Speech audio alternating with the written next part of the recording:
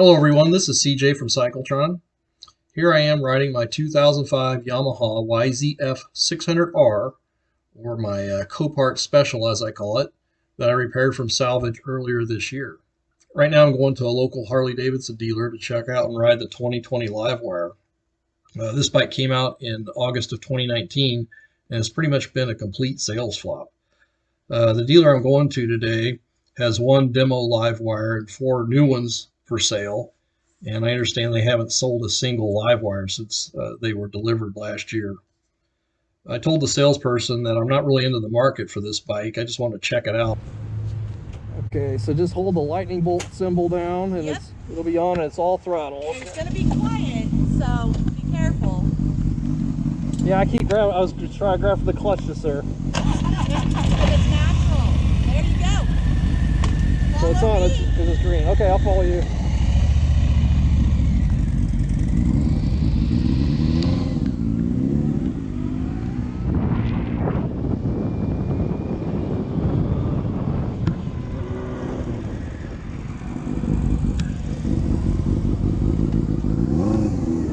So much for stopping there.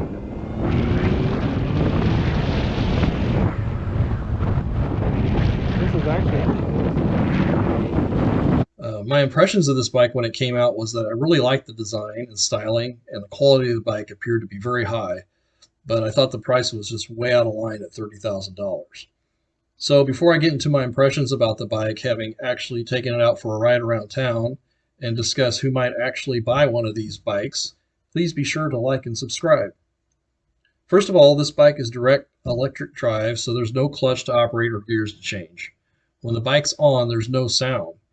When the bike's moving, there's a little whirling noise coming from the motor. I will have some sections of this video later on where you can hear the bike directly, but keep in mind that you mostly hear the sound from other vehicles, including my son riding my Yamaha behind me during the test ride. The bike moves quickly from stop, and roll-on acceleration is really good. Harley states that the bike will go from 0 to 60 in 3 seconds flat, which is what this old 2005 Yamaha will do. The fastest bike I ever had was my 2016 Ducati X Diablo S that would do 0 to 60 in 2.7 seconds. So I've definitely ridden other bikes with comparable or even better acceleration to the Livewire. The Livewire has multiple traction modes. For my test ride, they made me use rain mode for some reason. I guess they thought that it was just scary fast acceleration. I have to say, I really enjoyed riding this bike, and I really love its looks. It's weird at first not having a clutch lever or shift lever to operate, but I got used to that pretty quickly on the ride. So my overall impressions of the bike are that it's very stunning visually. I think it looks cool. It appears to be very good quality components, and it's a lot of fun to ride, but again, it's very expensive. So let's talk a minute about who this bike might be actually good for. With the roughly 100-mile range on a single charge, this bike clearly is not suitable for a touring bike.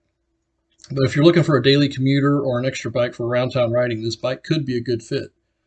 I'd also think that this bike would be good for those who are early to embrace new technology or the early adopter crowd, and they'd like to have a bike that very few others would have. You know, that notion reminds me of my late grandpa, who was a tool and die maker. He was always checking out new technology. He's one of the first to buy a rotary engine Mazda in the early 70s in our region. And in the late 70s, when the seals blew in that engine, he yanked it out and turned it into a homemade electric vehicle. Since the Livewire has no clutch, I think if you worked in an area with a lot of stop and go traffic, or where there were several long stops at traffic lights, you know, for example, in my area where when I go to the bank, there's one stoplight that's 5 minutes long, and the fact that you don't have a clutch lever to hold in all that time is nice. I also think for that reason, the bike would appeal to a beginner rider. You know, really, the experience of riding this bike is simply different than riding a bike with an internal combustion engine. I'm used to having feedback during riding from exhaust noise and engine heat, and you have none of that here. Instead, you just have a little whirling sound from the motor, some wind noise, and a bit of noise from the tires moving over the pavement. I think it would be easier to listen to the sounds coming from your riding environment on this bike than the sounds that you generate on a bike with an internal combustion engine. It tends to blot all that out. Also, you're not going to smell like gas or oil, which I don't really mind, like I do after riding my old 600R, since it's got 30,000 miles on the clock and burns a little bit of oil at this point. Theoretically, with the Livewire, there should be little to no maintenance to be done on the bike for several years, aside from maybe changing tires and servicing the brakes. In my opinion, the riding experience on this electric bike, again, is just different from what you'd have on a regular or conventional combustion engine bike. So it boils down to preference and costs, in my mind. So talking about costs, the MSRP for the Livewire, again, is $30,000, which puts it over $5,000 more than the cost of a Ducati X Diablo S, a Ducati V4 Street Fighter, or the supercharged Kawasaki Ninja H2 SXSE. I think they need more letters in that name. Those bikes offer a lot more performance for the money, but again, I think the decision about what type of bike to get boils down to riding preferences. You know, if you're really interested in this bike, the good news is that there appears to be an opportunity to save a lot of money compared to what it was introduced at price-wise. Harley has, I think, finally recognized that these bikes have languished on showroom floors over a year now, so they're offering a promotion through the end of this year. They call it the Long Way Up promotion, which is a tie-in with the series produced by Ewan McGregor and Charlie Borman, where they rode modified live wires up from South America. And this promotion provides a $2,000 trade-in credit when you trade in another gas-powered bike. Interestingly, they don't just simply lower the cost of the bike. You know, Harley is really stubborn about creating the perception of discounting the price of their bikes for whatever reason. The salesperson I talked to about the Livewire said they'd worked really hard to sell one of these bikes since they haven't sold one at all to date. Also, it's not clear what Harley Davidson intends to do for the 2020 model year for the Livewire.